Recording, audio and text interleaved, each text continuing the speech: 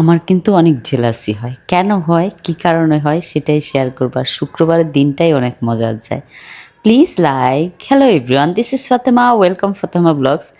এই যে শুভ যারার সাথে যেভাবে নাচতেছে, একসময় আমার সাথে এভাবে নাচতো, এখন আমার জায়গা যারা নিয়ে নিচ্ছে। আমার কিন্তু আসলে জেলাসি হয়। কার কার এরকম হয় বলেন তো? কিন্তু এই জেলাসিটা না সুইটনেসের জেলাসি। আমার মেয়েটা কি হ্যাপি তাই না, তার পাপার সাথে বাপ মেয়ে নাচতেছে।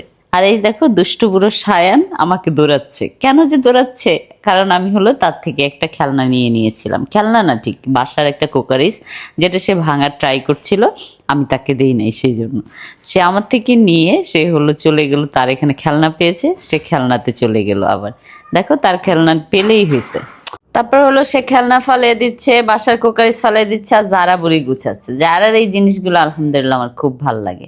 আর এখানে হলো আজকে আমাদের বাসায় অনেক কিছু রান্না হবে, সো রান্নাগুলো আমি দেখিয়ে দিচ্ছি। আজকে হলো গ্রাম থেকে আমাদের অনেক সবজি এসেছে, আমার ভাই পাঠিয়েছে, সো ওগুলোও রান্না করব।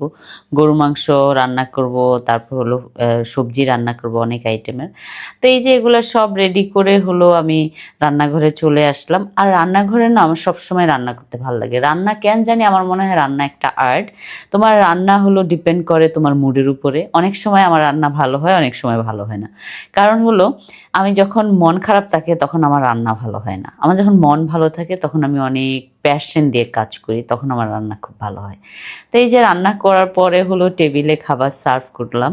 তো আজকে অনেক কিছু রান্না হয়েছে, গরুর মাংস, পোয়া মাছ, তারপর হলো শোল মাছ, শাক, গুঁড়া মাছ, তারপর হলো সালাদ ছিল। আর এখানে হলো শুভ চলে গেছিল নামাজে পিচ্ছিদের সাথে। তো এই যে নামাজ পড়ে বাসায় আসলো, সায়ান নামাজ পড়ে এসে আমার কোলে উঠলো, আর জায়ান এসে দৌড় দিয়ে আমার কাছে চলে আসলো। তারপর আমরা সব ফ্যামিলির সবাই একসাথে বসে হলো লাঞ্চ করলাম। এই যে সায়ান যারাও এখন থেকে স্টার্ট করতেছে, তারা আমাদের সাথে বসে লাঞ্চ করা। আর আমার না সবসময় মানে আমার হাজবেন্ডকে তুলে মানে খাওয়াইতে খুব ভালো লাগে, বেড়ে দিতে খুব ভালো লাগে। আমি বাচ্চাদেরকেও বেড়ে দিই, এটা না আমার একটা অভ্যাস হয়ে গেছে। তো এখানে সন্ধ্যা হয়ে গেছে, তারা বসে বসে মানে শুয়ে শুয়ে টিভি দেখতেছে।